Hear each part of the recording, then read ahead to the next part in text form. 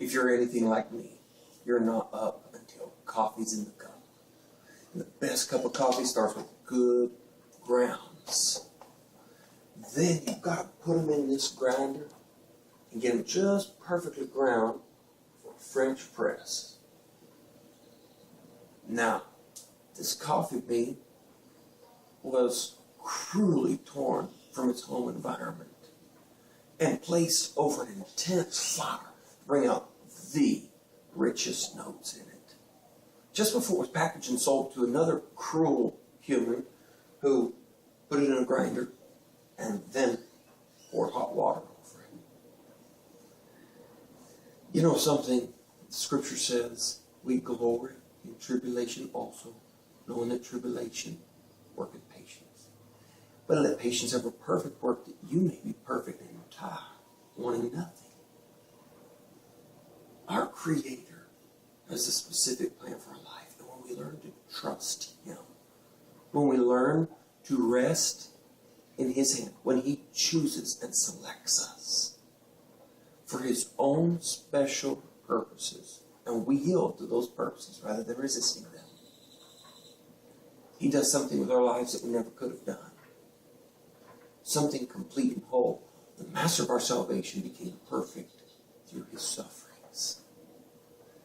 And when we, because we're animate objects, not inanimate, we allow Him to do with us as He would, He finds His ultimate pleasure in it. And we literally become one with Him. We literally become this is so difficult to say because there just aren't words for what our Creator does.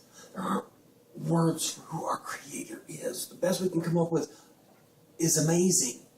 The best we can come up with is crazy love, radical grace, amazing acts of mercy.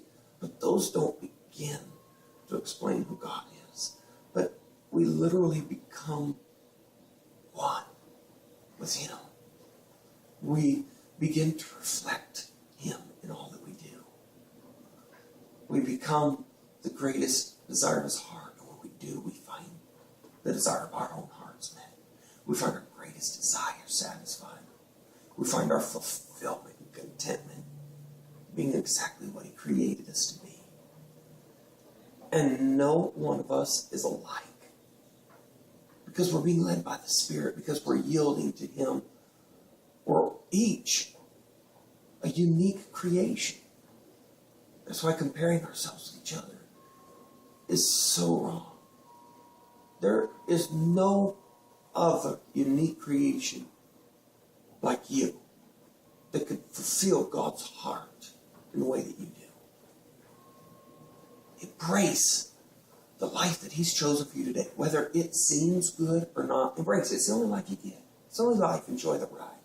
Make the most of what you have. Trust Him with it. And watch Him make you into a reflection of Himself in your day.